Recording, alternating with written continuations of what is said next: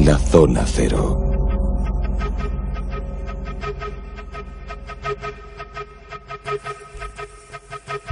Nos situamos en Oriente Medio, en una zona de cuevas, de montañas, y allí localizamos y encontramos un grupo de asesinos. Y al frente de ellos, el viejo de la montaña. No es Al Qaeda y no es Bin Laden, pero bueno, bien podrían serlo. Hay algunos que relacionan ambos fenómenos, aunque en el tiempo medían varios siglos. Sobre los Hassassin, sobre el viejo de la montaña, hablamos esta noche en el monográfico con Jesús Callejo, Carlos Canales. Muy buenas. ¿Qué tal? Muy buenas noches. Bueno, buenas de nuevo, Silvia Casasola. Aquí estamos. Bueno, yo creo que hay bastantes vasitos, no sé qué habéis traído, que lo del viejo de la montaña y algún narcótico por ahí, no sé, ¿eh? Eso, ¿qué va a pasar aquí? Que prefiere el veneno, yo uso el puñal. Sí, pero la puñalada trapera, que coste. Yo prefiero el veneno, que no deja huellas, porque al final otro deja sangre, y es lo que utilizaban precisamente los asesinos, porque la palabra que utilizamos frecuentemente dentro del idioma castellano, que es asesino, procede precisamente de ahí, de los Hassassin, que eran los comedores de hachís. ¿Y por qué? Bueno, pues cuando se habla del viejo de la montaña es cierto que hay muchos tópicos, como todo en la vida, ¿no? Estamos hablando de un personaje del siglo XII, por lo tanto ha llovido muchísimo desde entonces y se la ha relacionado incluso con los templarios, porque también por entonces hubo incluso relaciones más que amistosas entre unos y otros, y eso que aparentemente eran enemigos. Pero es curioso porque era una orden muy jerarquizada, el gran maestre era Hassan Sabat, el viejo de la montaña, que era un cargo honorífico, un poco como el pirata Roberts, ¿verdad? Porque cada vez que moría siempre había un Hassan y el viejo de la montaña, tuviera la edad que tuviera, daba igual, como todos tenían barbas y parecían bastante longevos. Y de ahí viene un poco la palabra asesino, y ahora contaremos un poco por qué tenía sus sicarios eran tan fieles a la hora de ejecutar las órdenes ciegamente cuando se los daban este hombre Hassan. Y estamos hablando de alguien que era muy musulmán, que era un practicante del Islam, pero igual que pasaba con el cristianismo, y esto yo creo que es bueno decirlo ya desde el primer momento, en el Islam también había sus cuitas, había sus disidentes y había sus guerras internas intestinas. Está la parte mayoritaria, que son los sunitas, y luego están los chiitas, que es una parte minoritaria del Islam. Y dentro de los chiitas estaban los ismailitas. Bueno, pues de los ismailitas vamos a hablar, y uno de los principales representantes es Hassan Sabat, el viejo de la montaña. Lo de los ismaelitas viene, y conviene aclararlo, porque consideraban como secta separada de la rama principal o más numerosa del Islam, que Ismael era descendiente directo del profeta y por lo tanto, por parte de madre y por parte de padre, era la verdadera rama para ellos del origen del Islam. Hay que decir también que los ismaelitas actualmente siguen existiendo, no tienen nada que ver, por supuesto, con la secta de los asesinos, y son los gobernados o dirigidos espiritualmente por el Aga Khan, que están repartidos a lo largo de todo Medio Oriente, desde Pakistán hasta Siria, y aunque son unos cuantos cientos de miles, realmente no tienen la importancia y la fuerza que tuvieron durante un periodo muy concreto de la historia que va del siglo XI al XIII. ¿Cómo llegó la historia de los asesinos o de la secta de los Hassassin a Europa? Es sorprendente porque tiene como protagonista principal a uno de los grandes viajeros y grandes mentirosos de todos los tiempos, que fue Marco Polo. Entonces, Marco Polo, en uno de sus Marco Polo cuenta una historia en la que habla del viejo de la montaña, y hace lo que hace siempre. Marco Polo adornaba las historias suyas con un montón de leyendas y mitos, pero tenía una enorme fuerza evocadora, era muy bonito, porque contaba una historia realmente llamativa. Así que vamos a contar primero la historia tradicional que llegó a Europa de la secta de los asesinos, y luego contamos la verdad, que se parece en algunas cosas, pero no en todas. Dice Marco Polo que el viejo de la montaña vivía en una fortaleza llamada Alamut, todo eso es cierto, que esa fortaleza estaba en un paraje de belleza paradisíaca, en que secuestraba a chicos jóvenes o a niños, y solo les llevaba a las montañas a su castillo. Allí los hacía vivir en un verdadero vergel, en un mundo de naturaleza preciosa, lleno de fuentes, bosques, cascadas, praderas, donde podían gozar de todos los placeres de la vida, incluyendo un potorrón de tías buenas que les habían puesto por allí para que retozaran a gusto. Unas uríes guapas. Claro, ahí está, poniendo ahí está. las orejas de hachís. Claro, y como encima estaban drogados, y esto es muy importante, ellos tenían la sensación de que estaban en el paraíso, cosa que en parte era cierta. Es decir, claro, lo que pasa es que luego descubrían que todo ese paraíso tenía un pequeño truco. El truco es que debían una obediencia ciega a partir de entonces al viejo de la montaña, que entre otras cosas los habían convertido en drogodependientes de hachís.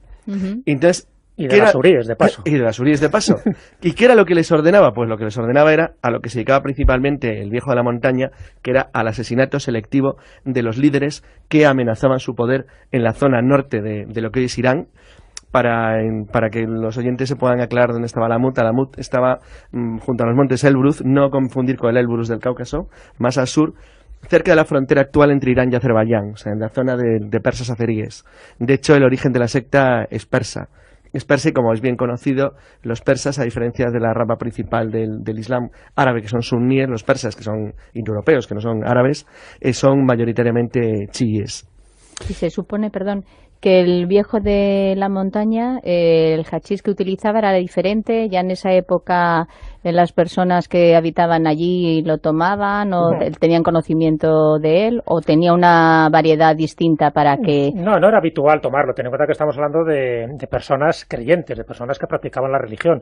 Por lo tanto, los súbditos, aquellas personas que quedaban subjugados por la personalidad de este hombre, porque tenía un gran carisma, ¿no? Hassan Sabat, pues utilizaba el hasín, es decir, el cáñamo, precisamente para conseguir sus fines, es decir, a crear un estado alterado de conciencia. Se le metía en una especie de vergel y a partir de ahí, pues todo eran placeres de la carne, en fin, bebida, comida, todo tipo, precisamente para eso, para generar un poco el efecto de que esa persona estaba en el paraíso, y una vez que salía de allí, una vez que era depositada a los pies de Hassan Sabat, se le decía, bueno, has tenido la suerte, el privilegio de haber contemplado durante unos días el paraíso.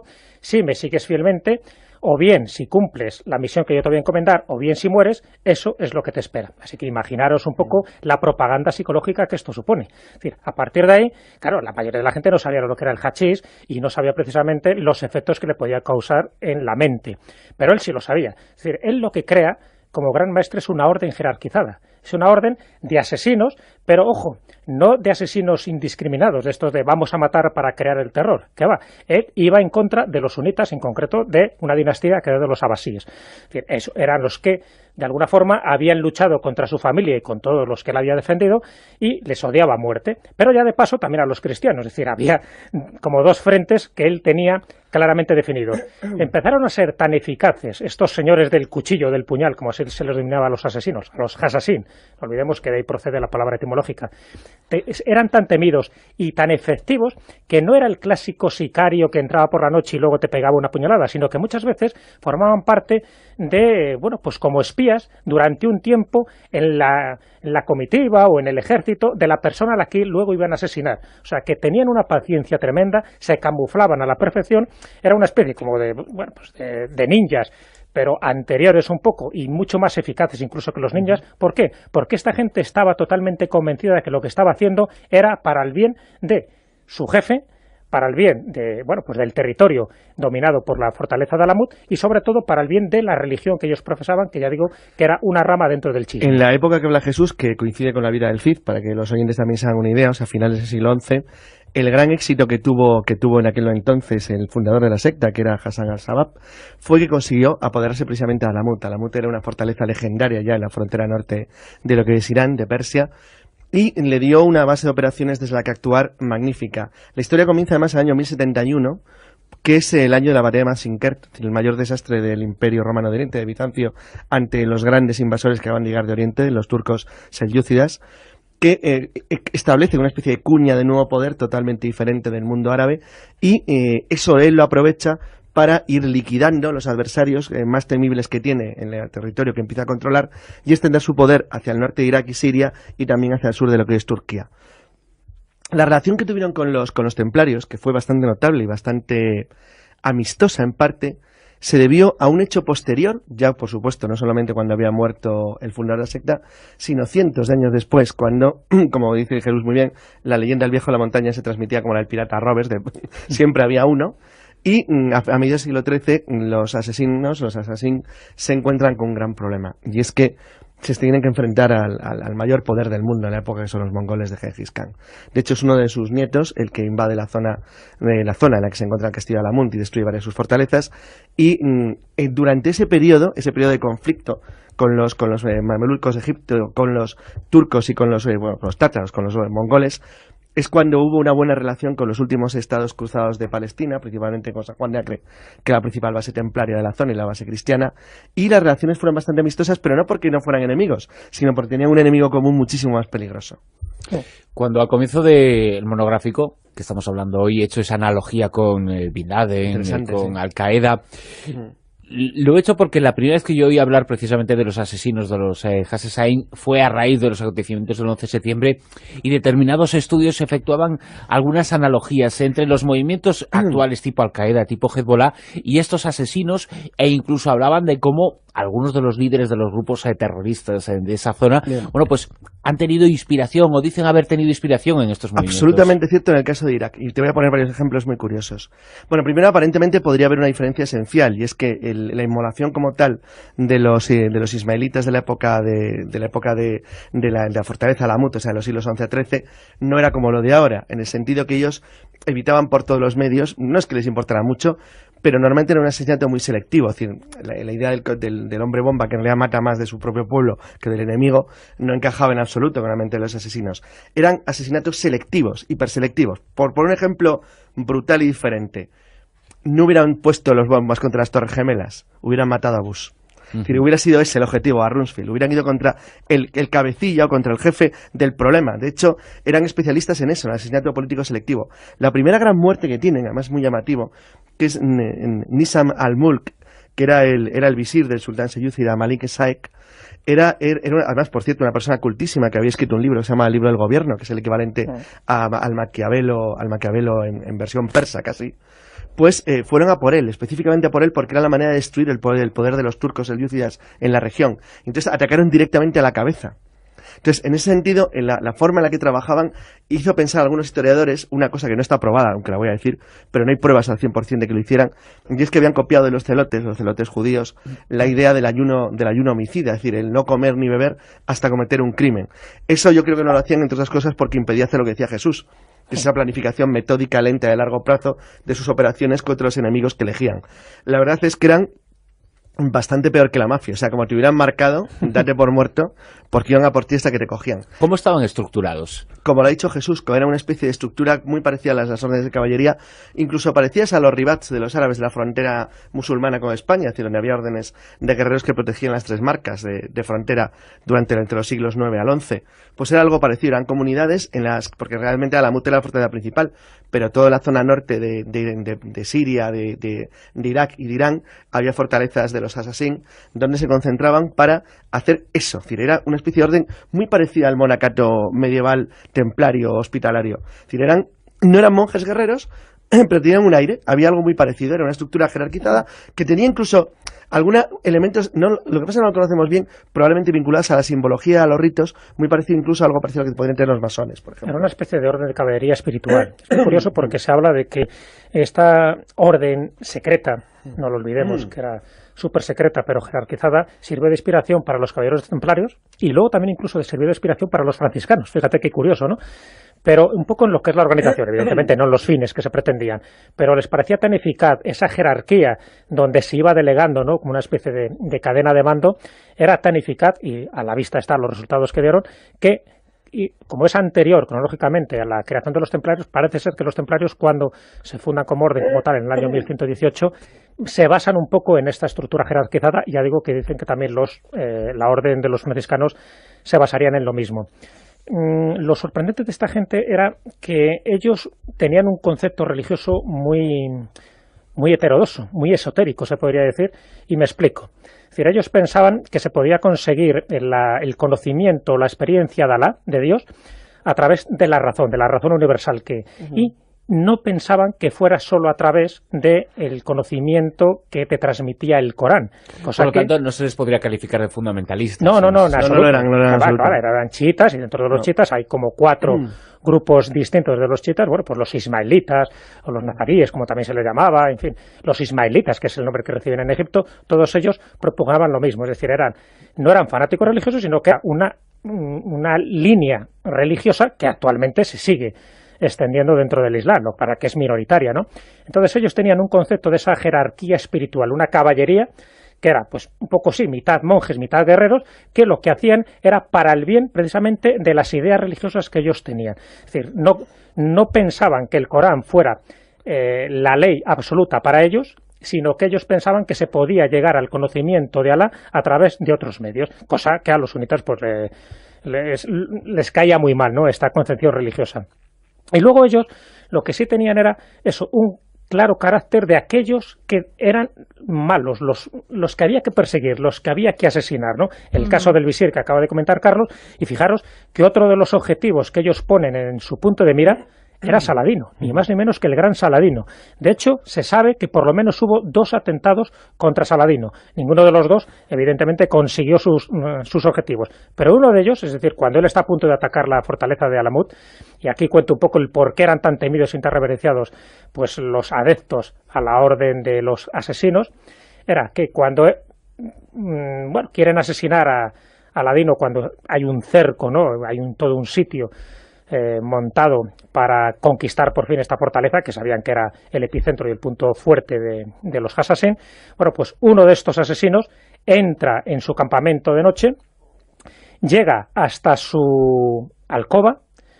Él previamente había hecho extender, porque ya sabía que había rumores, había hecho extender un lecho de cenizas para precisamente ver las pisadas de alguien que pudiera entrar allí. ¿Por qué? Porque corría el rumor de que esta gente podía ser invisible en determinadas circunstancias, es decir, que dominaban la magia y podían hacerse invisibles para perpetrar sus asesinatos. Entonces él siempre tenía una especie, alrededor de su lecho, pues ceniza, toda una especie de... una especie de alarma periférica a la antigua. Periférica, porque no se fiaba solo de los guardianes que tenía de su guardia de corps. Bueno, pues clava un puñal en la almohada, este supuesto asesino, que no le llega a asesinar, y en la almohada coloca una nota, junto con el puñal. Y la nota decía, vamos a por ti, otra versión dice, estás en nuestras manos. Es decir, es como la advertencia de te hemos podido matar, pero te hemos dejado con vida. Pero cuidado con la siguiente que vas a hacer. De hecho, él retira luego el sitio de Alamut y se marcha. Y dicen, que incluso hay una leyenda, ¿no?, que dicen que a partir de entonces Saladino que no se fiaba que entrara ningún extraño y que estuviese muy cerca de él, o sea, que está ahí... Claro, no, él ya tenía una verdadera psicosis, pero tenía psicosis por este personaje porque sabía lo que era capaz de hacer. Y cuidado, cuando... estamos hablando de esta época histórica, Saladino no llegó a conocer al auténtico viejo de la montaña, es decir, está conociendo a uno de los sucesores, claro, pero que formaban parte del mismo ritual y tenía las mismas actitudes sanguinarias que su fundador. De hecho, después de la muerte de Saladino, el viejo de la montaña, es decir, los asesinos se mantuvieron solamente medio siglo, 50 años. Porque, hasta 1256. Claro, en 1256, cuando se rinde el último de los asesinos, se rinde a Hülegi, que era uno de los nietos de Genghis Khan y hermano del que entonces era Gran Khan. Por cierto, que el Khan incumplió su palabra y asesinó luego al jefe de la montaña, al viejo de la montaña y a toda su familia. Pero bueno, era la tradición mongola, tampoco era tan extraño. Pero la tradición de los Hassassin continúa de alguna forma, aunque hubo un punto final en su historia. Sí, siguió. Al igual que hemos hablado de otras órdenes, ¿no? Por ejemplo, los templarios tienen su final, pero sabemos que, o hay sospechas de que esas tradiciones siguieron de algún modo. A través de otros grupos, de otras sectas, se mantuvieron. La creencia se mantuvo. Los ismaelitas, como hemos contado ya varias veces, siguen existiendo con fines muy diferentes. Lo otro se mantuvieron como se mantienen todos los mitos, como ocurrió con los ninjas en Japón o como ocurrió, como tú bien has dicho, con los templarios en Europa Occidental. Es la idea, la leyenda de que algo tuvo que quedar. ¿Que es posible que algo quedara? Sí, es cierto, sobre todo porque se mezclaron las historias de los Hassassin como leyenda y recuerdo en gran parte con el nacionalismo persa a partir del siglo XIX.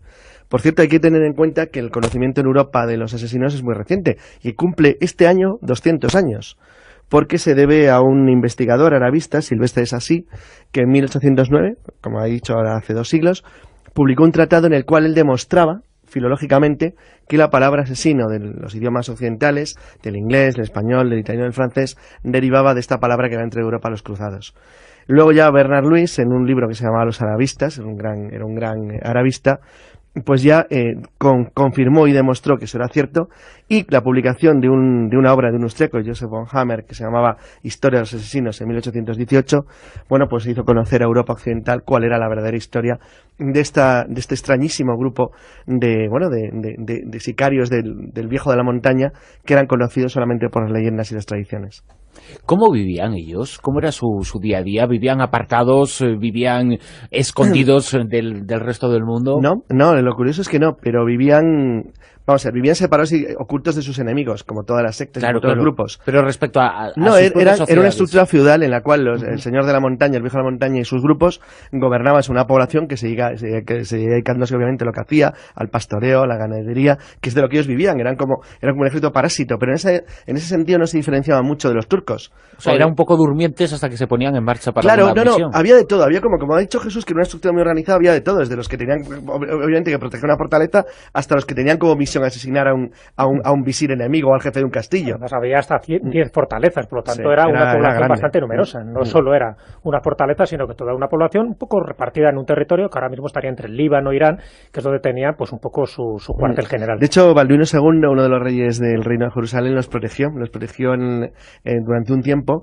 intentó ayudarlos precisamente porque le venían bien como contrapeso a los mamelucos de Egipto y a los musulmanes que rodeaban y asfixiaban los pequeños estados cruzados. Se cargaron a uno de los reyes de Jerusalén, Sí. a Conrado de Conrado. Montferrato en 1192. O sea que daban a diestro y siniestro, tanto a los suyos como a los cristianos, ¿no? Por eso eran muy temidos, porque no mataban a un adlátere cualquiera, a un mercachifle, sino que iban directamente a la cabeza. Y Saladino se salvó de milagro. Descubrieron algo muy interesante que luego volvió, por ejemplo, Europa Occidental tuvo una enorme importancia en el siglo XIX, que es la búsqueda del asesinato de los líderes políticos, del líder, ir siempre contra el responsable y olvidarte del pueblo, porque sabían que hacían un daño tremendo y desorganizaban la estructura. Casi son los inventores del magnicidio, en cierto modo. Sí, en cierto modo, el magnicidio como arte político, como arte, o sea, literal. El magnicidio ha existido siempre. Pero es que en el caso asesino es que era el objetivo. El objetivo era descabezar a los enemigos a cualquier nivel que buscaran. Podía ser desde el alcaide o el jefe de un castillo hasta el soberano de un reino. Iban a por él. No, pero es que yo lo que he estado documentando un poco, que eran perseverantes, ¿no? Que lo que hacían era, primero se suponía que decían de excusa que iban a por los corruptos, que a los buenos gobernantes no les hacían nada. Y luego pues se iban infiltrando esos asesinos y cuando no conseguían hacer la misión, pues si había desaparecido o le mataban, volvían a enviar a otros asesinos infiltrados hasta que conseguían al final ese fin, que era matar al que habían elegido ellos. Por eso eran temibles. En el momento que fijaban un objetivo, antes planificaban bien la operación, el tiempo para ellos no existía, es decir, si esa persona no conseguía su objetivo, iba a otro. Pero al final acababan matando al personaje que ellos querían. De hecho, Raimundo de Trípoli es otro de los que mueren en 1152 y era una de las personas que estaba de lo más protegida y de lo más salvaguardada. Y ahora han sido protagonistas de varios libros, ¿no? Creo, Hay también. varias novelas, además. Novelas. Les pintan como malos y como buenos, depende de qué novela leamos. Quiero leer, sí. Los Hassassin, los asesinos, protagonistas esta noche, con el viejo de la montaña al frente de ellos, por supuesto, en los monográficos. Jesús, Carlos, muchas gracias. Pues nos vamos con el alfanje, que creo que nos llaman en otra misión. Si os afeitáis la barba, que ya se va notando. Bueno, porque ya no seremos el viejo de la montaña.